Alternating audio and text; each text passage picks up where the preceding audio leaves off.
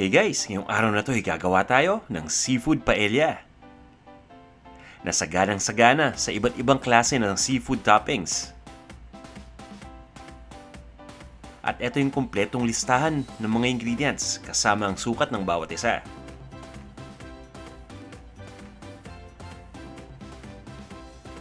Kung handa na kayo, umpisa na natin. Magdidikdik lang tayo ng bawang sa isang almirez. Pagkatapos ay ilalagay na natin dito yung flat leaf na parsley. Didikdikin lang natin ito at pagkatapos ay gigilingin natin gamit pa rin itong almirez. Ngayon naman, maglalagay tayo dito ng paprika at ng asin. Gigilingin lang natin itong mga ingredients na to hanggang sa maghalo ng mabuti. Ilalagay na din natin yung olive oil. Itutuloy lang natin ang paggiling dito ng 1 minuto at pagkatapos ay itatabi muna natin itong mixture. I-set aside muna natin ito.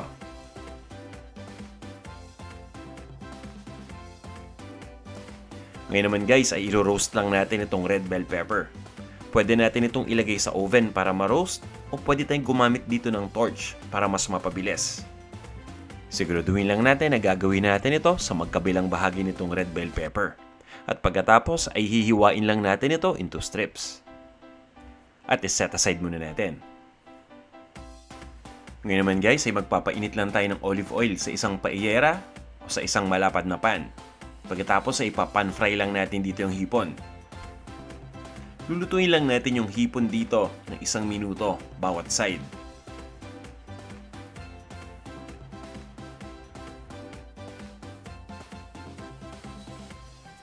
Makaraan ng 1 minuto, babalik na rin lang natin tong hipon. At ganoon din yung gagawin natin.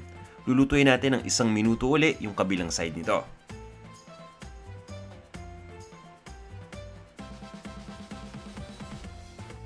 Tatanggalin lang natin yung hipon dito sa ating paellera at isi-set aside muna natin ito. Ngayon naman, ilalagay na natin yung pusit. Pwede kayong gumamit dito ng 1 malaking pusit o pwede kayong gumamit ng 4 na maliliit na pusit. Lulutuin lang natin yung pusit dito ng mga 1 minuto lang. At pagkatapos, ay tatanggalin natin ulit dito sa ating paellera. At isi-set aside muna natin ito.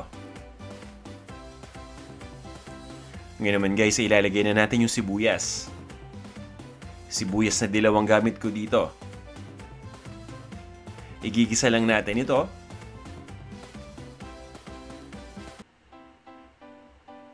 At pagkatapos, ay ilalagay na natin dito yung kamatis.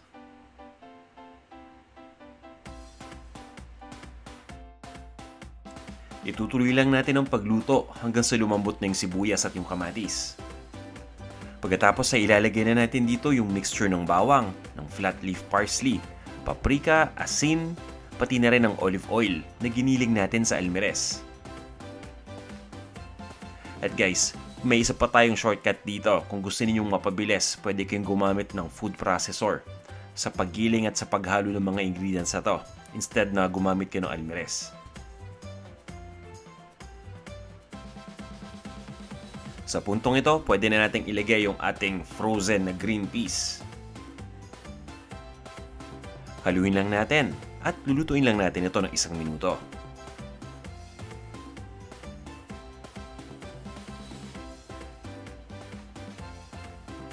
Pagkatapos ay ibubuhos na natin dito yung tinatawag natin na clam juice.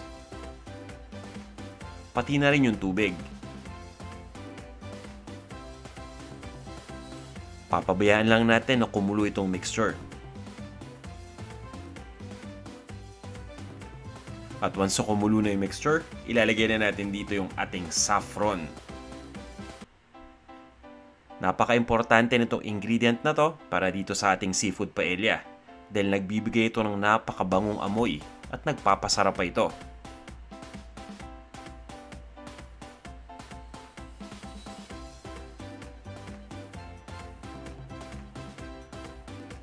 Maglalagay na rin tayo ng ating bigas.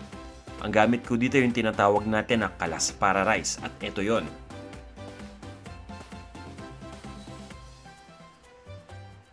Yan guys, 2 cups ng kalaspara rice lang ang kailangan natin para sa recipe na to.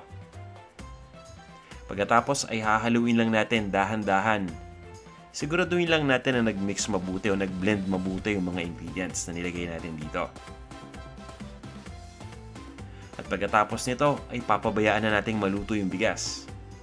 Hihinaan lang natin yung apoy at pagkatapos ay tatakpan na natin itong ating paelyera.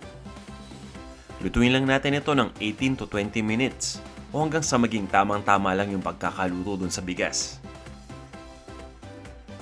Ngayon guys, handa na itong ating paella. Ibig sabihin yan, pwede na nating ilagay yung ating seafood na topping. Ilalagay ko muna dito guys yung tahong. Itong tahong, ang gamit natin dito ay na-steam na tahong na, kaya ilalagay na lang natin ito sa taas. Para dito sa tahong, pwede kayong bumili ng steamed na tahong na nakabalot. Usually dito sa US, maraming gano'n, no? Nasa freezer lang yan, steamed na. O pwede kayong bumili ng sariwang tahong. Ang gagawin ninyo ay papakuluan lang ito, i-steam lang ninyo, at pagkatapos ay tatanggalin lang natin yung kabilang side o yung kabilang shell. Parehong diskarte rin yung gagawin natin dun sa clams na ingredient din natin as topping dito sa ating paella. Ilalagay na rin natin dito yung hipon, yung pusit, yung roasted bell pepper, pati yung lemon. Ngayon nilagay na natin lahat ng topping, tatakpan lang natin ito. Usually guys, niluluto ko lang ito ng mga 2 minuto. Pagkatapos, serve na natin. Maraming salamat sa pag-nood nitong video. Sana'y nakadagdag ito sa inyong kaalaman. At guys, kung nagustuhan nyo ito, baka pwede namang pakibigyan ito ng thumbs up dito sa YouTube. Ito na ang ating seafood paella.